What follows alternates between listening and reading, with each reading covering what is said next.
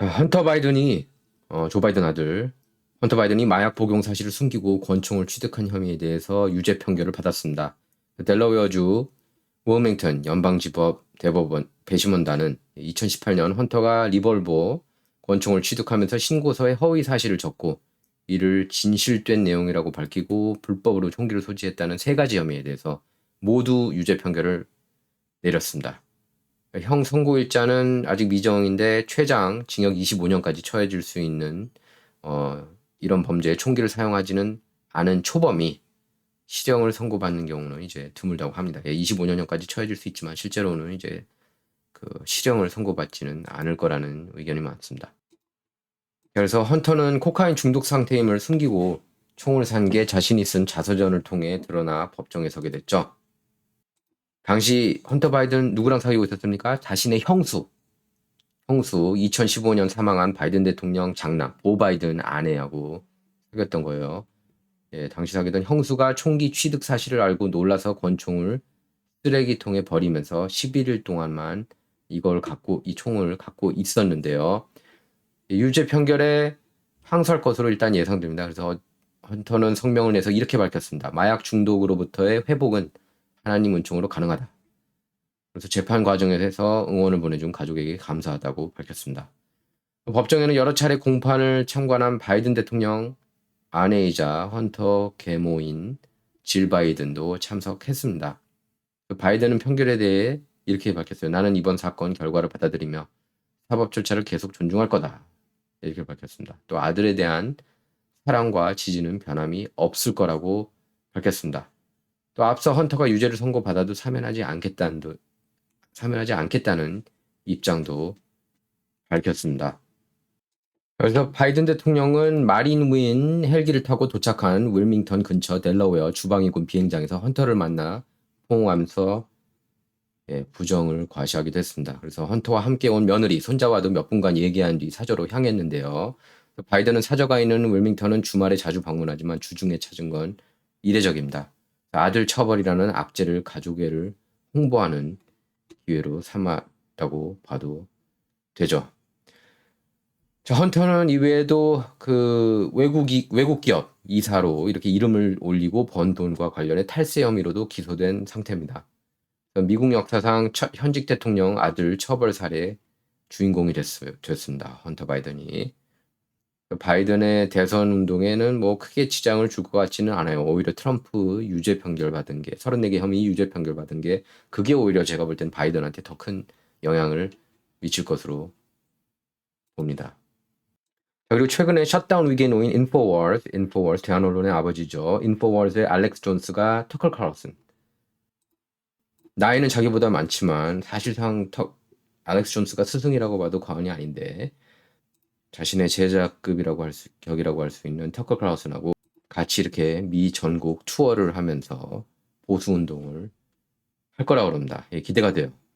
여기에는 그 트럼프 주니어도 나오고 그다음에 글렌 백, 메긴 켈리, 찰리 커크, 러셀 브랜드, 댄 번지노 이런 보수 스타들이 비벡 라마스와미까지 보수 스타들이 대거 나섭니다. 뭐 사실 여기서 이제 러셀 브랜드 정도는 원래 진보였는데 이제 보수가 됐고 최근에 크리스찬이 되기도 했습니다. 자, 그리고 오늘 경선 곳곳에서 이제 경선이 열렸는데 공화당은 이제 트럼프 당이라는 게 다시 한번 증명된 하루였다고 할 수가 있겠습니다. 자, 그리고 1월 6일 의회 난입 사태 낸시 펠로시가 자기 탓이다 이렇게 얘기한 영상이 나와서 논란이 되고 있죠. 뭐 이거 다 여러분께서 아셨을 거예요. 트럼프가 그랬습니다. 1월 6일에 의회 앞에서 이제 연설을 할 텐데 뭐 대선 승복하지 않았으니까 대선 결과에 대해서. 그런데 뭐 시위가 심해질 수도 있을 가능성이 있으니까 내셔널 가드 배치하자 그렇게 건의를 했는데 낸시 펠로시가 거절했어요. 배치하는 것을. 그리고 민주당 하원에서 이미 트럼프가 올해 대통령 선거에서 당선될 가능성에 대비를 하고 있다는 그런 리포트가 나왔습니다. 그러니까 트럼프가 당선 가능성이 높다는 거죠. 지금 모든 여론조사에서도 이렇게 앞서고 있는 것으로 나오는 것만 미뤄봐도 그렇고 유죄 판결이 이제 트럼프한테 결국에 크게 득이 될 거라고 생각을 많이 하는 것 같아요. 자, 그리고 경제 얘기 좀 할 텐데요. 예, 애플 주식이 급등하고 있습니다. 그래서 이걸 많이 주시하더라고요. 이제 투자자들이 애플이 자체 기기에 탑재될 인공지능 기능, AI 기능을 공개하고서 이렇게 주가가 급등해서 사상 최고치를 갱신했습니다. 경신했다는 표현이 올바르죠. 그래서 뉴욕 증시에서 애플 주가는 전장보다 7.26% 오른 207.15달러에 마감을 했습니다. 애플 주식 갖고 있는 사람들이 이제 많이 있는데요. 예, 종가와 장중 최고가 모두 애플 역사상 최고 주가고요. 200달러를 돌파한 것도 처음입니다. 시가총액은 3조 1,765달러, 3조 1,765억 달러를 기록했습니다. 그래서 현재 시가총액 넘버원인 마이크로소프트하고 격차도 393억 달러로 좁혔는데요. 예, 애플은 전날 연례 세계 개발자 회의 2024에서 AI 시스템 애플 인텔리전스를 발표했습니다. 애플 인텔리전스는 아이폰을 비롯해 애플 모든 기기에 적용되는 AI 시스템인데요. 애플은 아이폰 운영 체제 iOS를 비롯해서 올해 새롭게 업데이트되는 소프트웨어에 생성형 AI 기능을 탑재한다는 그런 계획입니다. 사실 애플 그 AI 발표 직후 특별히 새로운 내용이 없고 기대에 못 미친다는 평가가 나오면서 당일 주가가 1.9% 하락해서 193.12달러로 마감하기도 했는데요. 하지만 하루 뒤에 월가에서는 애플의 AI 기능 탑재가 아이폰 기기 판매를 촉진할 수 있다는 그런 긍정적인 전망이 잇따르면서 주가가 급등했습니다. 그래서 200달러를 돌파했고요. 모건 스탠리 분석팀은 애플 AI 기능이 가장 차별화한 소비자 디지털 에이전트로서 애플을 강력하게 자리매김하게 한다면서 소비자들이 아이폰을 새로 구매하게 만들어서 기기 교체 주기를 가속할 거다 이렇게 전망했습니다. 자, 그래서 또 이제 이정재가 출연해서 화제가 되고 있는 그 스타워즈 시리즈죠. 드라마 시리즈 아컬라이트 디즈니 플러스에서 지금 스트리밍 중인데 에피소드 3까지 나왔는데 저는 이제 1, 2편만 봤습니다. 1, 2편 솔직히 저는 재미있게 봤습니다. 예, 나름 재미있게 봤어요. 물론 뭐 좀 앞뒤 전후가 맞지 않는 그런 모습도 있긴 하지만 전반적으로 재미있게 봤습니다. 근데 문제는 이제 여기에 레즈비언 주인공이 나온다는 거고 자꾸 특히 이제 에피소드 3 때 그 woke주의가 굉장히 세게 나온다고 그럽니다. 그래서 지금 원래 그 라튼 토마토에서 한 90% 이상 기록하다가 85%로 내려앉았고요. 지금 이제 에피소드 3까지 나왔는데 이 관객 점수를 저는 더 중요시 여기거든요. 왜냐하면 돈 받고 평점 높게 주는 사람들이 많아요, 요새. 그래서 저는 라튼 토마토 절대 안 믿고 기본적으로 평론가들 말도 저는 잘 믿지 않습니다. 예. 어차피 영화라는 거는 다 주관적인 거고 예를 들면 뭐 평론가들이 스타워즈 에피소드 1, 2, 3를 별로 안 좋게 배웠거든요. 뭐 Phantom Menace, Attack of the Clones, 뭐 Revenge of the Sith를. 하지만 저는 프리퀄 시리즈도 높게 쳐줍니다. 물론 뭐 에피소드 1이 재미없게 봤어요. 저도 극장에서 봤는데 그러니까 굉장히 재미없게 봤는데 나중에 이걸 이제 정치 드라마로 보니까 볼만 하더라고요. 그리고 에피소드 2는 정말 재밌게 봤습니다. 에피소드 2는 오리지널 시리즈에 저는 그 내용상으로는 견줄만 했다고 보고요.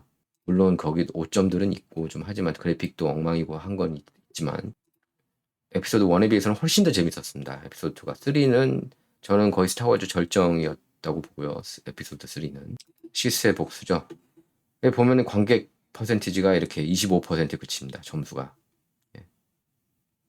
팝콘 그냥 엎어버렸잖아요. 이것도 40%대였다가 쭉쭉 이렇게 내려갔습니다. 자꾸 그런 woke주의, 동성연애 이런 코드를 넣으니까 동성연애 뭐 LGBTQ, 트랜스젠더까지는 아직 안 나왔지만 곧 나올 것 같아요. 이러다가는 스타워즈가. 그러니까 이러니까 학부모들이 추천하겠습니까? 자기 아이들한테 이거 보게. 예. 대다수 학부모는 이렇게 동성연애에 나오는 장면 좋아하지 않는다고 저는 봐요.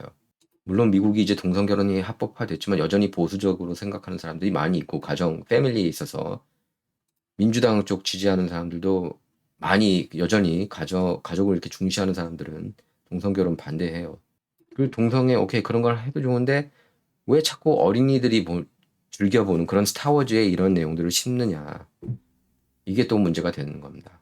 그래서 이정재는 평가를 굉장히 좋게 받고 있어요. 제가 볼 땐 사실상 주인공입니다. 이 드라마 보면은 굉장히 연기를 잘 했고, 단지 이제 하나 그 메인가요? 그 여주인공이 자매가 뭐 죽은 거를 봤다고 그랬는데 얼마 뒤에 메이가 아니다 살아있다 내 쌍둥이 자매가 그러니까 네 말 믿는다 바로 그렇게 믿는데 조금 약간 어색하긴 했는데 이정재는 어쨌든 잘 나왔다고 봅니다. 예, 여기에.